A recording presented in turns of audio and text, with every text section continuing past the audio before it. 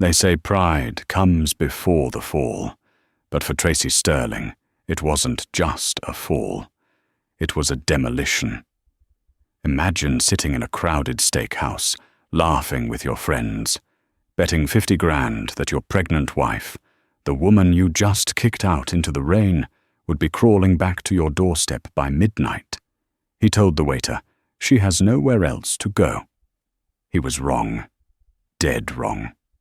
Because while Tracy was ordering another round of scotch to celebrate his freedom, a Gulfstream G650 was already warming up its engines on a private tarmac, and the man waiting inside that jet wasn't just a billionaire. He was the one man Tracy feared most. This is the story of how a cruel boast turned into the most expensive mistake of a lifetime. Buckle up. The rain in Seattle doesn't wash things clean. It just makes the dirt stick harder.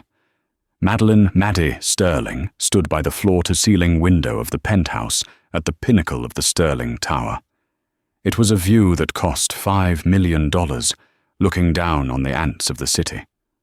But tonight, Maddie felt like one of the ants. She rested a hand on her stomach. 4 months. Just enough to show a curve beneath her silk blouse, a curve that her husband, Tracy Sterling, had stopped looking at weeks ago. The sound of the front door slamming echoed through the vast, minimalist living room. It was the sound of a man who owned the world and hated coming home to it. Tracy walked in, shaking off a bespoke Burberry trench coat. He didn't hang it up. He dropped it on the floor for the housekeeper, Maria, to pick up in the morning. He was handsome in that sharp, predatory way, jawline like a cliff edge, eyes like cold coins. He smelled of single malt scotch and a perfume that wasn't Maddie's. "You're still up," Tracy said, loosening his tie.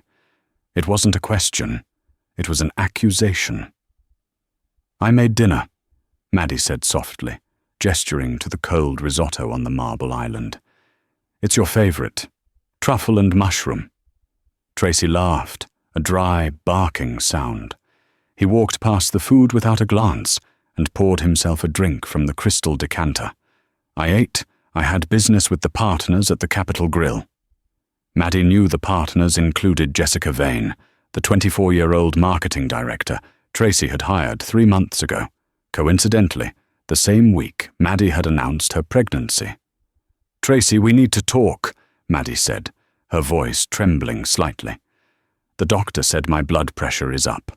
I need less stress. I need us to be us again." Tracy took a slow sip of his drink, turning to face her. His expression was bored. "Us? Maddie, look at you. You're emotional. You're clingy. It's suffocating. I'm pregnant with your son, Tracy. And you're acting like a martyr about it," he snapped, the veneer of civility cracking. "Do you think you're the first woman to have a baby? My mother had 4 and ran a foundation. You sit here in this penthouse I paid for, wearing clothes I bought, complaining about stress. I worked for 5 years to help build your company," Maddie whispered, the hurt flaring into anger. "I designed the initial branding. I pulled all-nighters with you when we couldn't afford rent." "That was a long time ago," Tracy dismissed, waving his hand as if swatting a fly. "Now you're just weight. Dead weight." He set the glass down hard. "I'm done, Maddie." The silence that followed was louder than the thunder outside. Maddie blinked, sure she had misheard. "You're tired. Let's go to bed." "No," Tracy said, his voice terrifyingly calm. I'm done. With this." He gestured between them. "I spoke to the lawyers this morning. The papers are on the desk in the study. I want you out." Maddie felt the blood drain from her face. "Out? Tracy, I'm pregnant. It's pouring rain. Where am I supposed to go?" Tracy shrugged, checking his Rolex. "That's not really my problem, is it? You've got parents in... Where is it? Idaho? Go live on the farm, but you're not staying here. I'm remodeling the nursery. Jessica thinks it would make a better home gym. The name hung in the air like toxic smoke. Jessica, you're kicking your pregnant wife out for a marketing assistant, Maddie asked, her voice gaining a strange, steel edge she didn't know she possessed. She understands my vision, Tracy sneered, and she doesn't look like a whale in a sundress. He walked over to his wallet, pulled out a stack of cash, hundreds, and threw them on the marble counter. They scattered like confetti. Take a cab. Get a hotel. I don't care. Just be gone by the time I get back from my morning run tomorrow. If you're not, I'll have security remove you. And Maddie, don't try to fight the prenup. My lawyers made sure you get nothing if you leave. And since I'm technically the one asking you to leave for irreconcilable differences caused by your erratic behavior, well, good luck. Maddie looked at the money. Then she looked at the man she had loved for 7 years, the man she had thought was her partner. She didn't scream. She didn't cry. A strange coldness settled over her, freezing the tears before they could fall. She realized then that the Tracy she loved didn't exist. He had died the moment money became his god. Okay, Maddie said. Tracy blinked, surprised by her lack of fight. He had expected begging. He wanted begging. It made him feel powerful. Okay, he repeated. I'll leave, she said. She turned and walked toward the bedroom. Take what you can carry, Tracy called after her, taking another sip of scotch. I don't want you coming back for boxes later. 20 minutes later, Maddie walked out of the bedroom. She was wearing a heavy coat, sensible boots, and carrying a single duffel bag. She walked past the money on the counter without touching it. You're leaving the cash? Tracy scoffed from the couch, where he was already texting on his phone. Don't be a hero, Maddie. You'll need it for diapers. Maddie paused at the heavy oak door. She didn't look back. Keep it, Tracy, she said softly. You're going to need every penny for the lawyers. She shut the door. Tracy laughed into the empty room. He typed a message to his group chat with his finance buddies. Done. She's out. Told you she'd fold. Betting she's back, begging at the lobby desk within 4 hours. Who's in? The rain was torrential. Maddie stood under the awning of the Sterling Tower, shivering. She had lied to herself. She didn't have a plan. She had her debit card. But she knew Tracy. He was petty. He had likely already frozen the joint accounts. She tried the card at the ATM across the street. Transaction declined. Of course, she whispered, leaning her forehead against the cold metal of the machine. She checked her own personal savings account on her phone. It had $400 in it. Tracy had insisted she stop working 2 years ago to focus on supporting him, and she had foolishly drained her savings on IVF treatments when they were trying to conceive. The very child he was now rejecting. She hailed a cab. The driver, a gruff man with a Seahawks cap, looked her up and down. Where to, lady? The Motel 6 on Aurora, she said. It was the cheapest place she knew. The ride was a blur of neon lights and tears she finally let fall. When she checked into the room, it smelled of stale cigarettes and lemon cleaner. She sat on the lumpy mattress, her hand instinctively protecting her stomach. We're going to be okay, baby, she whispered to the empty room. I don't know how, but we will. She pulled out her phone. She had missed calls from her mother in Idaho, but she couldn't bear to tell her yet. Her mother was frail. The news would break her heart. She scrolled through her contacts. Who could she call? The friends she had made in Tracy's circle were sharks. If she called them, the gossip would reach Tracy before she hung up. They would laugh at her. Her thumb hovered over a name she hadn't dialed in 5 years. Sebastian. Sebastian Laurent. Before Tracy became a tech mogul, before the money, there was a summer in the Hamptons. Maddie was working as a waitress to pay for design school. Sebastian was the heir to the Laurent shipping dynasty. Old money, French-American, the kind of wealth that whispered rather than shouted. They had been friends, best friends, bordering on something more, until Tracy had swept in with his flashy ambition and convinced Maddie that Sebastian was just a bored rich kid toying with her. Maddie had chosen the self-made man over the heir. She had cut Sebastian off because Tracy was jealous. She hadn't spoken to him since the day she got engaged to Tracy. It was 2:15 a.m. "He won't answer," she muttered. "He's probably in Monaco or sleeping." But desperation makes you do crazy things. She pressed call. The phone rang once, twice. "Madeline?" The voice was instant, clear and deep. He wasn't asleep. He sounded as if he had been waiting for the phone to ring for 5 years.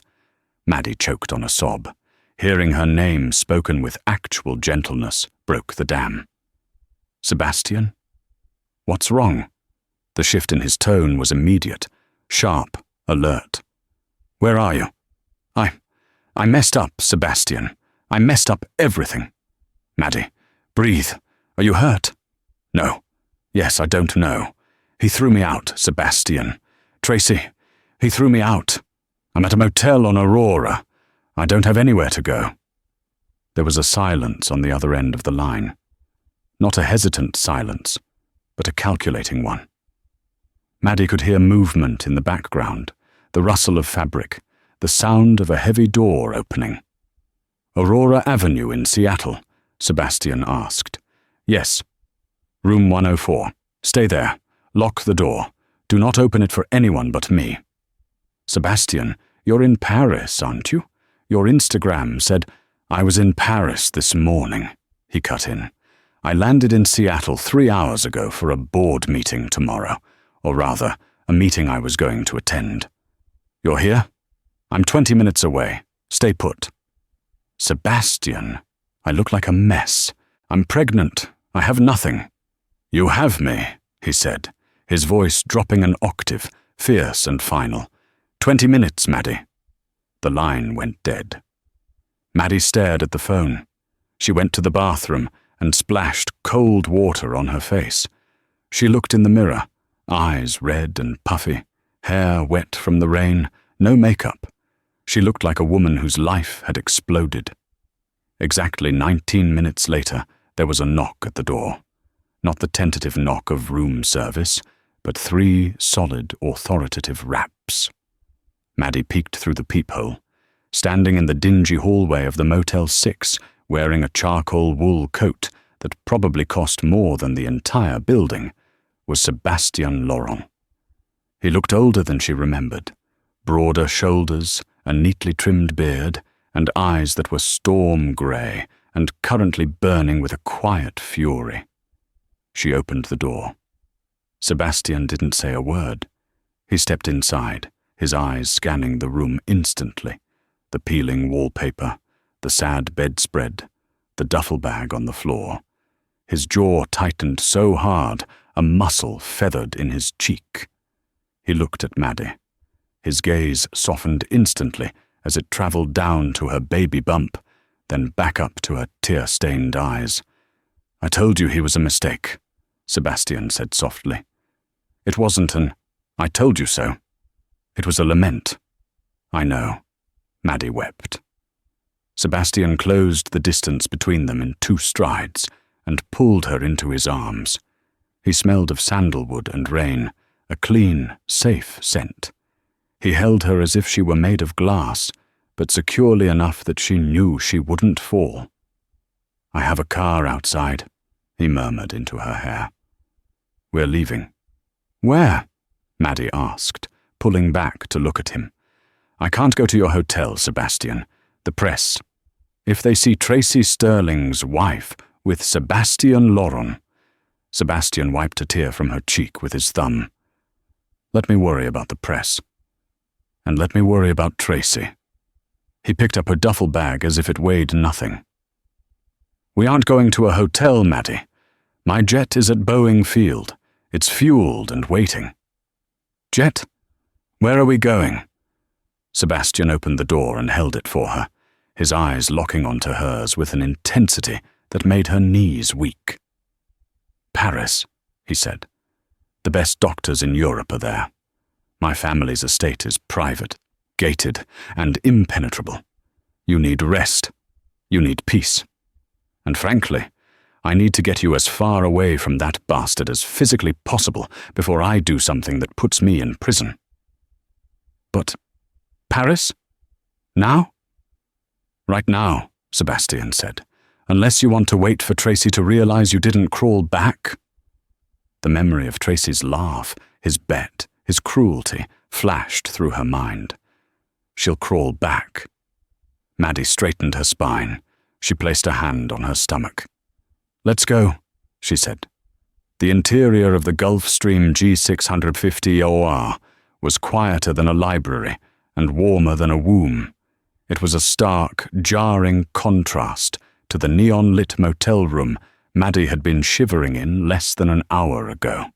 The cabin was upholstered in cream leather and polished walnut, smelling of fresh espresso and expensive cleaning agents. Maddie sat in one of the oversized captain's chairs, wrapped in a cashmere blanket that Sebastian had personally tucked around her. Her hands were still shaking. Sebastian sat across from her, not too close, but close enough to reach her if she fell. He had discarded his coat and was pouring tea from a silver service set. Not alcohol. Tea. Chamomile. Drink, he said gently, sliding the cup across the burl wood table. It will help the shock. Maddie wrapped her cold fingers around the warm porcelain. I feel like I'm hallucinating. 1 minute I was looking at a water stain on the ceiling, and now... She looked out the window. The lights of Seattle were falling away as the jet climbed steeply into the pitch-black sky. You're safe, Sebastian said. His voice was steady, an anchor in the storm. I've instructed the pilot to take the polar route. We'll be in Paris in 9 hours. My staff at the estate in Neuilly-sur-Seine are already prepping the guest wing. It faces the garden. It's quiet. Maddie took a sip of the tea. It was hot and soothing. Tears pricked her eyes again. Why are you doing this, Sebastian? After how I left things, I didn't call you for 5 years. I chose him. Sebastian looked down at his hands. He was twisting a signet ring on his pinky finger, a family heirloom. When he looked up, his grey eyes were unguarded for the first time. You chose what you thought was a future, Sebastian said. Tracy is persuasive. He sells dreams. That's how he built his company. He sold you a dream, Maddie. I don't blame you for buying it. He bet on me, Maddie whispered, the shame burning her cheeks. He told his friends I'd crawl back. He bet $50,000. Sebastian's expression darkened, a flash of something dangerous passing over his face. He's a fool. He treats people like assets. Assets depreciate. He doesn't understand that some things are invaluable. He leaned forward. I never married Maddie. Maddie blinked, surprised. I saw magazines. You were dating that model. The Italian one. Distractions, Sebastian said dismissively. It never worked. Do you know why? Maddie shook her head. Because none of them were the girl who laughed at me for not knowing how to pump my own gas in the Hamptons. A ghost of a smile touched his lips. I kept tabs on you, Maddie. I knew you were unhappy. I saw the photos from the galas. The smile didn't reach your eyes anymore. I was waiting. Waiting for what? For you to realize you were worth more than a trophy on his shelf. The plane leveled off at 45,000 feet. The ride was incredibly smooth. A flight attendant, a discreet woman named Claire, appeared with a plate of fruit and warm bread. Mr. Laurent, Claire said softly. Pilot says we have a strong tailwind. We'll be ahead of schedule. Thank you, Claire. Please make sure no flight logs are publicly accessible. Block the tail number from public tracking apps. Already done, sir. Maddie watched this interaction. Tracy had always barked orders at service staff, treating them like furniture. Sebastian spoke to them by name, with respect, yet his authority was absolute. It was a different kind of power. Old power. Maddie's phone buzzed in her pocket. She jumped. She pulled it out. It was a notification from her joint bank account app. Alert. Monthly limit reached. Tracy had locked the cards remotely. He was awake, or he had set an automated restriction to humiliate her if she tried to buy breakfast. Then a text from Tracy popped up. Enjoying the rain? The offer to crawl back expires at 8 a.m. After that, I change the locks. Maddie stared at the screen. The cruelty was breathtaking. Sebastian saw her face. He gently took the phone from her hand. He read the text. His jaw tightened, but he didn't say a word. He simply stood up, walked to the cockpit door where a specialized toolkit was kept, and returned with a small pin. He popped the SIM card slot open. He took the tiny chip out. "You don't need this," Sebastian said. He dropped the SIM card into his empty teacup. Then he poured the rest of the hot liquid over it. "He can't track you. He can't call you. He can't hurt you," Sebastian said. "I will get you a new phone, a new number, and a new life. Tonight, you sleep. For the baby." Maddie looked at the drowned chip. It felt like watching a bomb being defused. "What about the media?" she asked. "Tracy is a tech darling. If I disappear, he'll spin it. He'll say I'm crazy or unstable. He'll try to take the baby when it's born." Sebastian sat back down, crossing his legs. He looked out the window at the stars. "Let him spin," Sebastian said coldly. "Let him think he's won. Tracy is a man who fights with noise. I fight with silence and lawyers. My legal team makes his look like strip mall ambulance chasers. By the time he realizes where you are, we will have established residency in France. French custody laws are very particular about protecting the mother, especially when the father has a documented history of emotional abuse." "How do you know that?" "I told you." Sebastian looked at her, his eyes fierce. "I've been watching. I have files, Maddie. I have the receipts from the hotels he visits. I have the time stamps." Maddie gasped. "You knew he was cheating?" "I suspected. I confirmed it a week ago. I was going to bring the dossier to you personally tomorrow. Fate just moved the timeline up." Maddie slumped back into the leather seat. The exhaustion hit her like a physical blow. She was leaving a war zone she hadn't even realized she was in. "Sleep," Sebastian commanded gently. He pressed a button, and her chair reclined into a fully flat bed. He pulled the shade down. As Maddie drifted off, lulled by the hum of the engines, the last thing she saw was Sebastian Laurent sitting under the reading light, reviewing documents, guarding her like a sentinel in the sky. Seattle, 8:30 a.m. The sun was trying to break through the grey, but the city looked washed out. Inside the penthouse, the air was stale. Tracy Sterling woke up with a mouth that tasted like cotton and regret. Not regret for what he had done to Maddie, never that, but regret for mixing scotch with red wine. He rolled over. Jessica was asleep next to him, her blonde hair fanned out over the pillow Maddie had hand-embroidered 3 years ago. Tracy felt a momentary flicker of annoyance. Jessica snored. Maddie never snored. He sat up, checking his phone immediately. No new messages from Maddie. He frowned. He had expected a wall of text, apologies, begging, pleas to let her back in. He scrolled through his notifications. Nothing. "Playing hard to get," he muttered, swinging his legs out of bed. He walked into the living room, scratching his chest. The money he had thrown on the counter was still there, scattered on the marble. She really hadn't taken a dime. "Idiot," he said. He walked to the intercom system that connected to the building's lobby security. He pressed the button.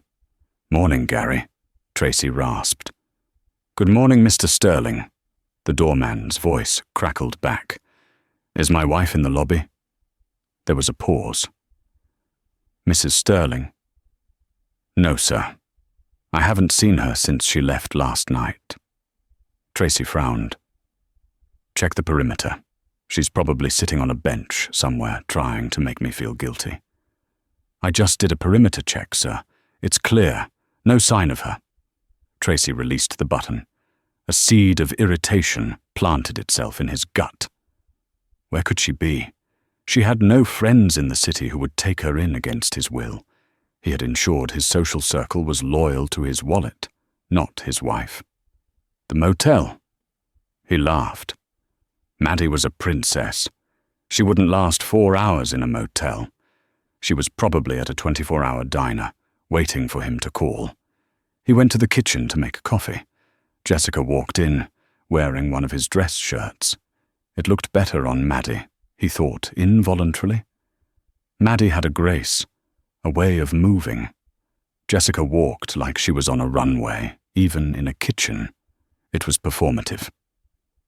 "Is the ex-wife back yet?" Jessica asked, hopping onto a bar stool. "I want to measure the nursery for the gym equipment." "Not yet," Tracy said, grinding the beans. "She's stalling. Maybe she went to Idaho. With $400, she won't make it to the state line." Tracy pulled out his phone again. He opened the Find My app. We shared locations for safety, a feature he insisted on so he could track her movements while claiming it was for her protection. He tapped on Maddie's icon. "Location, not available. Last seen, 2:35 a.m., Aurora Ave N." She turned her phone off, Tracy said, slamming the device onto the counter. "Childish." "She wants you to worry," Jessica cooed, rubbing his back. "Don't give her the satisfaction. She'll turn it back on when she gets hungry." Tracy wasn't listening. He was a man who controlled data. A lack of data made him itch. "Gary," he buzzed the intercom again. "Pull the CCTV footage from the front entrance, last night, around 2:30 a.m. "One moment, Mr. Sterling." Tracy waited, tapping his fingers on the marble. "Got it, sir," Gary said. "It's odd." "What's odd?" "She didn't leave in a cab, sir." "Well, she took a cab initially, but the footage from the street cam shows a car picking her up from the Motel 6 down the road about an hour later." "What kind of car? An Uber?" "No, sir. It looks like a Maybach. S-Class. Tinted windows. Diplomatic plates, maybe? It's hard to tell in the rain." Tracy froze. A Maybach? Maddie didn't know anyone with a Maybach. The only people in Seattle with cars like that were, well, people like him, or people richer than him. "Did you get a plate number?" "No, sir, but the driver, a man, got out. He helped her with her bag." "A man?" Tracy's voice dropped. The hangover headache spiked violently. "Send the footage to my phone, now." Seconds later, the video loaded. It was grainy and dark, but the silhouette was undeniable. Maddie standing in the doorway of the motel, a sleek black car pulling up, a tall man stepping out. Tracy squinted. The man moved with confidence. He wore a long coat. He embraced Maddie, and Maddie. She melted into him. She didn't fight. She let him lead her to the car. Tracy felt a surge of possessive rage. Who was this? A lover? Had she been cheating on him? The thought was laughable. Maddie was pathetic, loyal to a fault. But the video didn't lie. He took a screenshot of the man's blurry face and sent it to his head of security, a former Mossad agent named Cohen. "Identify this man. Immediately." Tracy paced the living room.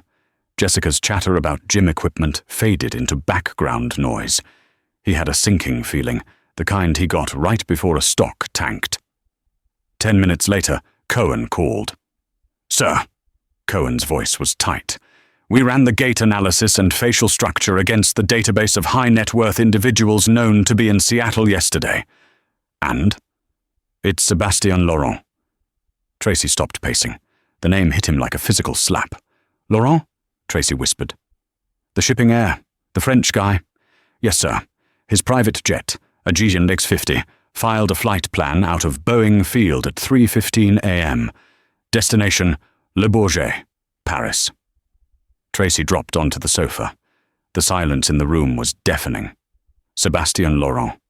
The one guy from Maddie's past she had sworn was just a friend. The one guy Tracy had always felt inferior to, because Sebastien didn't have to work for his money. He was money.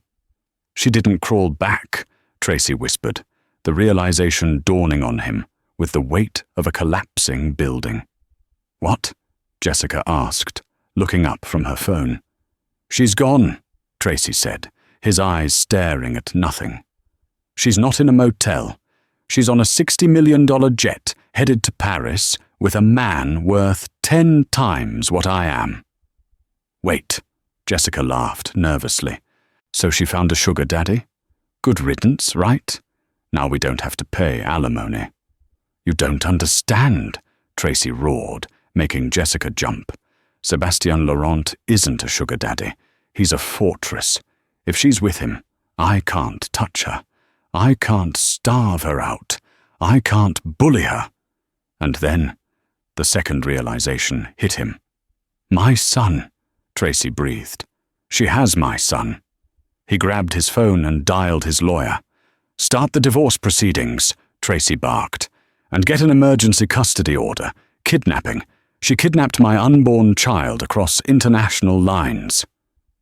Tracy, the lawyer sighed. If she's in France, and if she's with Laurent, this isn't going to be a local court matter. France protects mothers. And Laurent has the best legal team in Europe. You just kicked her out of the marital home while pregnant. That's abandonment. If we go to war, you're going to look like the monster. I don't care how I look, Tracy screamed, throwing a crystal vase across the room. It shattered against the wall, shards raining down on the spot where Maddie used to sit and read. I want her destroyed. I want her crawling back. But as he looked at the shattered glass, deep down, Tracy knew. The bet was lost. She wasn't crawling. She was flying. The Laurent estate in Neuilly-sur-Seine was not just a home. It was a statement. Hidden behind 12-foot limestone walls topped with wrought iron and surveillance cameras, the 19th-century mansion sat amidst manicured gardens that seemed to defy the chaos of the outside world.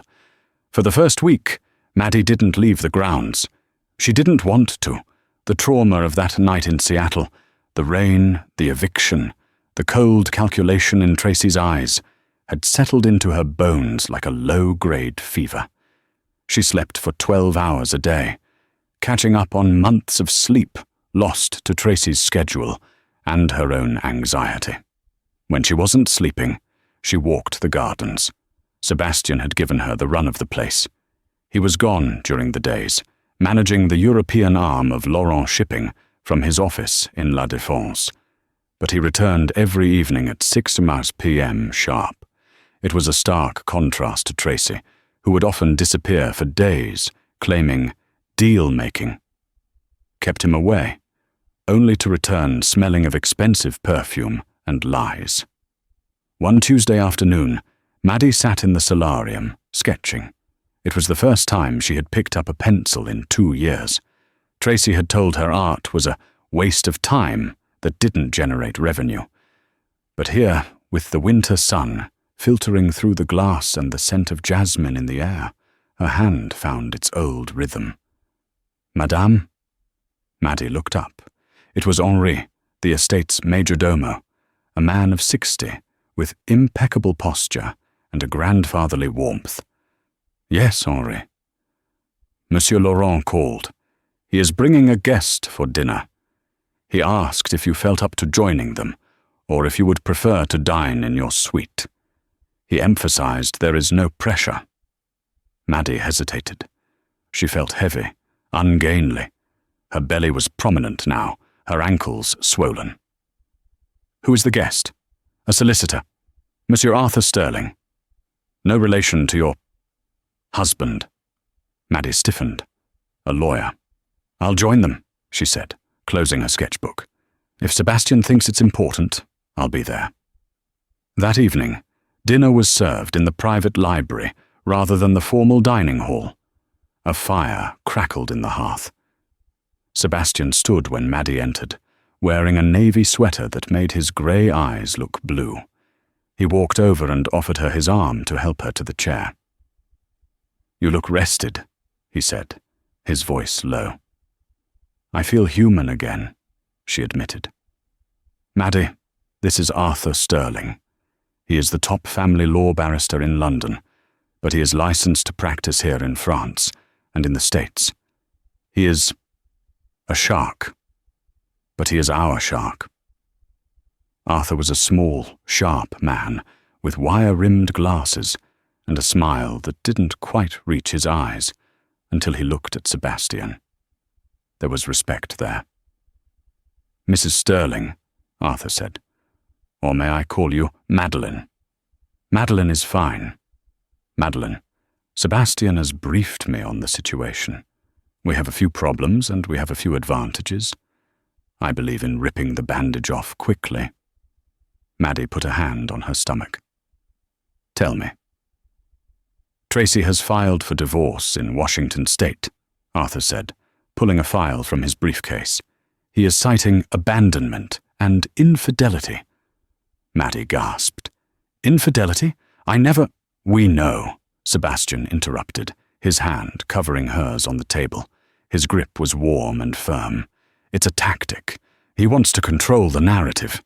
If he paints you as the cheater who ran off with a billionaire, he garners public sympathy and protects his stock price. He is also," Arthur continued, "seeking an emergency injunction to force you to return to the United States for the birth. He claims you are endangering the heir to the Sterling estate by fleeing the country." "Endangering?" Maddie laughed, a brittle sound. "He kicked me out. I have the text messages." "Which are excellent evidence," Arthur nodded. "But Tracy is powerful. He has friends in the judiciary. However, he made a critical error." "What?" "He underestimated Sebastian," Arthur said dryly. "And he underestimated French law." Arthur opened the folder. "France has strict laws regarding privacy and the protection of pregnant women. By establishing your residence here, which Sebastian has done by adding you to the household staff registry as a consultant for the past week, retroactively, we have placed you under French jurisdiction. The Washington courts can scream all they want, but France will not extradite a pregnant woman who has medical documentation of stress-induced hypertension caused by the father." Maddie looked at Sebastian. "You hired me." "I told you." Sebastian smirked, taking a sip of wine. "I always liked your branding work.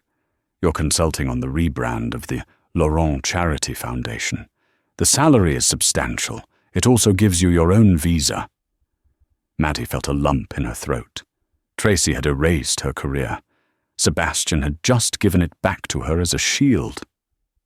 "So I don't have to go back?" "No," Arthur said firmly. "You stay here.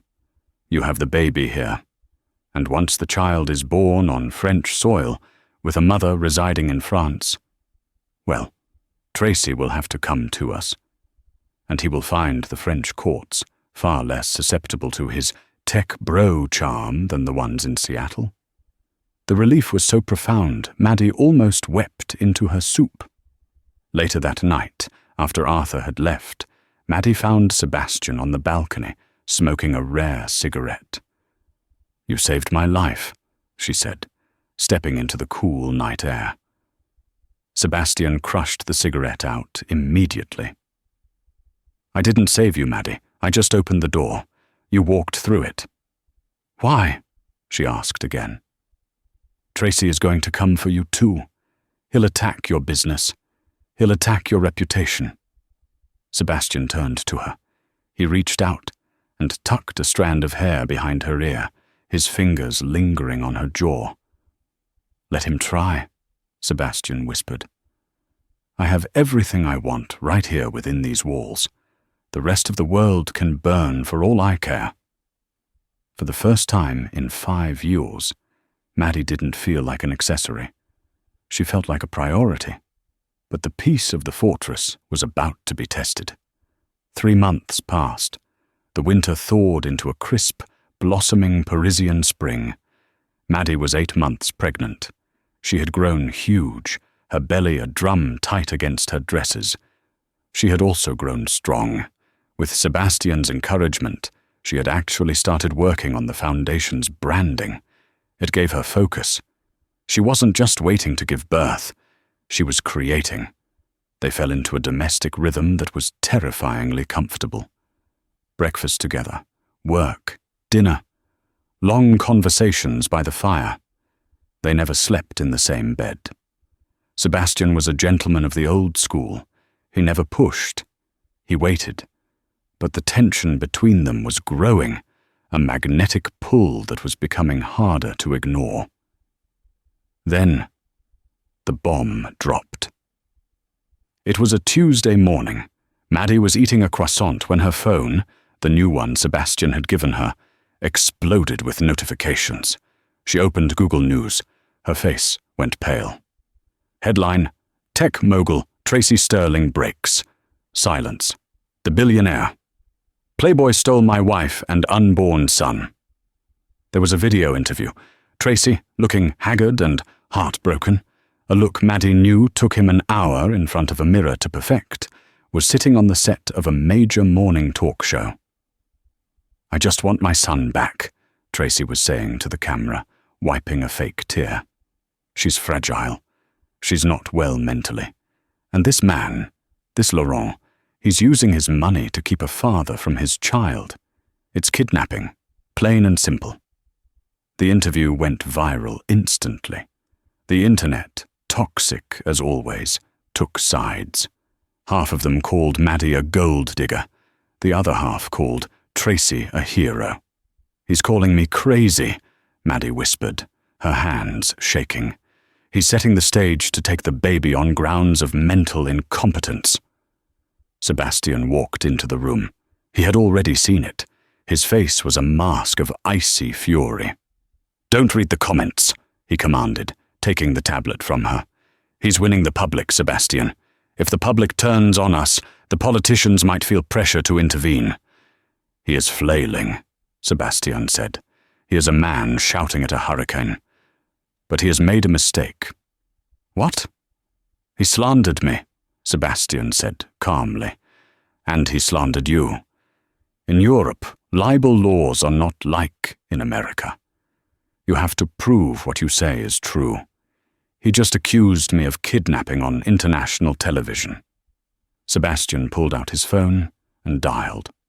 "Arthur? Proceed with the defamation suit. File it in London and Paris. I want his assets in Europe, frozen pending the judgment. Yes, all of them." He hung up and looked at Maddie. "Stress is bad for the baby. Stop looking at the screen. Look at me." Maddie looked at him. He was her rock. "I'm scared, Sebastian. What if he comes here? The gates are locked. The guards are armed. He doesn't get in." But biology doesn't care about security gates. That night, the stress took its toll. Maddie woke up at 3 a.m. with a pain that tore through her lower back like a serrated knife. She cried out. Sebastian was in her room in 10 seconds. He must have been sleeping lightly. "Maddie, it's time," she gasped, clutching the sheets. "It's too early. I'm only 34 weeks." "It's okay," Sebastian said, his voice instantly shifting into command mode. "The car is ready. Dr. Dubois is on standby at the American hospital." He didn't call a servant. He scooped her up in his arms, carrying her down the grand staircase himself. Maddie buried her face in his neck, breathing in his scent, trying to focus on anything but the pain. The drive to the American Hospital of Paris was a blur of lights and pain. Sebastian held her hand the entire way, whispering French endearments that she didn't understand but felt in her soul. Courage, ma belle. Tu es forte. At the hospital, chaos erupted. Doctors, nurses, monitors beeping. Maddie's blood pressure was dangerously high. Preeclampsia, triggered by the stress of the scandal. We have to operate, Dr. Dubois said, looking grim. The baby is in distress. Do whatever you have to do, Sebastian said, his face pale. Save them both. Who are you? The nurse asked, holding a clipboard. Are you the father? The room went silent for a split second. Maddie looked at Sebastian, the man who had flown her halfway across the world, the man who had protected her when her own husband treated her like trash. Yes, Maddie whispered, gripping his hand. He's the father. It was a lie for the paperwork, but a truth of the heart. Sebastian squeezed her hand, his eyes shining. I'm here. They wheeled her into the OR. The anesthesia took hold. The last thing Maddie heard was the sound of a baby crying, a strong, lusty cry that defied the odds. Maddie woke up in a private recovery suite.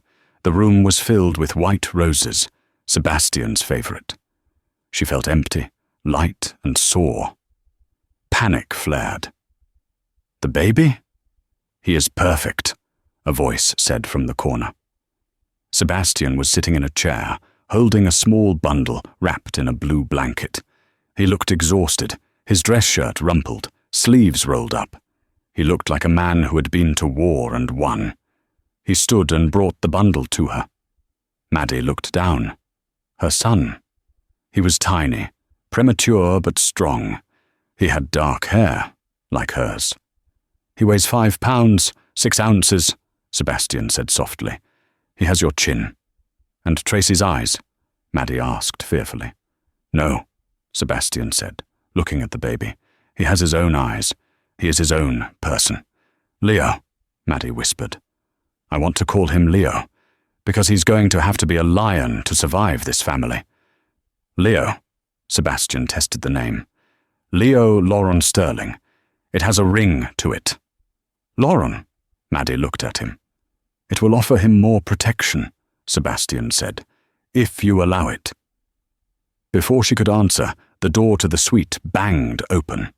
Maddie flinched, clutching the baby. It wasn't a nurse. Standing in the doorway, wearing a wrinkled suit and looking like a man on the edge of a breakdown, was Tracy Sterling. Behind him were 2 French police officers and a bewildered hospital administrator. There she is, Tracy shouted, pointing a finger at Maddie. And that's my son! That's my property! The word hung in the air. Property. Sebastian handed the baby gently to Maddie. Then he turned. He didn't yell. He didn't posture. He simply walked toward Tracy, closing the distance until he was inches from the other man's face. Sebastian was 3 inches taller, and while Tracy was gym-fit, Sebastian was built like a dock worker beneath his suit. Get out, Sebastian said. The volume was low, but the tone was terrifying. I have a court order. Tracy waved a piece of paper. Washington State Supreme Court. Custody is mine, pending a DNA test. I'm taking him. Now. Tracy moved to step around Sebastian. Sebastian put a hand on Tracy's chest. It wasn't a shove. It was a wall. You are in France, Tracy, Sebastian said. Your piece of paper is toilet tissue here. Officers, Tracy screamed at the French policeman. Arrest this man. He's kidnapping my child. The older police officer stepped forward. He looked at Tracy, then at Sebastian. He tipped his hat to Sebastian. Monsieur Laurent, the officer said politely. Is this man disturbing the peace? He is, Sebastian nodded. He is trespassing in a private room and threatening a recovering patient. I am the father, Tracy shrieked. According to the hospital intake forms, the officer said, looking at his notepad, The father is Monsieur Sebastien Laurent." Tracy froze. His face went purple. "What? That's a lie. That's fraud. I demand a DNA test." "You can demand whatever you like," Sebastien said, his voice cold steel. "From your cell. You just violated a restraining order I filed 2 hours ago." "Restraining order? I just got here." "My lawyers are very efficient." Sebastien smiled, a shark's smile. "Officers, please remove this garbage from my fiancé's room." "Fiancé?" Maddie's head spun. Tracy lunged. He swung a wild punch at Sebastien. It was the mistake everyone had been waiting for. Sebastien sidestepped the punch with the grace of a boxer, caught Tracy's arm, and twisted it behind his back, slamming him face first into the doorframe. "That," Sebastien whispered into Tracy's ear as the police swarmed in to cuff him, "was assault. In France, that's prison time. Enjoy la santé, Tracy. I hear the food is terrible." As they dragged a screaming Tracy Sterling down the hallway. "She'll crawl back! You hear me? She's nothing without me." Sebastien straightened his cuffs. He turned back to Maddie. The violence vanished from his eyes, replaced by concern. "I'm sorry you had to see that," he said. Maddie looked at the man who had just dismantled her nightmares with his bare hands and a legal loophole. She looked down at Leo, who was sleeping soundly through the commotion. "Fiancé?" she asked, raising an eyebrow. Sebastien paused. He walked over to the bed and sat on the edge. He took her hand. "A necessary legal fiction for the police," he said. Then he paused. "Unless—" The air in the room changed. It wasn't about safety anymore. It was about them. "Unless," Maddie breathed. "Unless you want it to be real," Sebastien said, his vulnerability returning. "I didn't bring you to Paris to hide you, Maddie. I brought you to Paris because I love you. I have loved you since the day you spilled that milkshake on my dashboard in the Hamptons.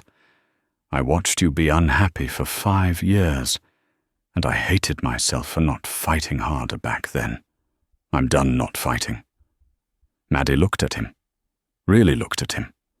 She saw the years of longing, the instant devotion to a child that wasn't his, the respect he showed her talent and her mind.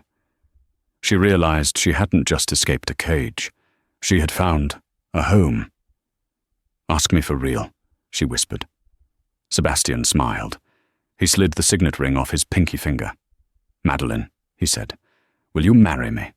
Will you let me be the father Leo deserves?" Maddie looked at the ring, then at Leo, then at Sebastien. "Yes," she said. "Yes." 2 years later. The charity gala for the Laurent Sterling Foundation was the event of the Parisian social calendar. It was held at the Palais Garnier, the opera house, dripping in gold leaf and velvet. The paparazzi lined the red carpet 6 deep, shouting names. But they were only waiting for 2 names. A sleek black Maybach pulled up.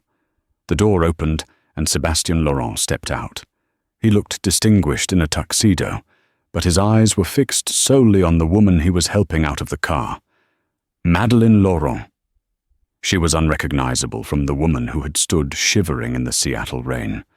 Wearing a custom emerald silk gown that she had designed herself, she radiated a quiet, unshakable power.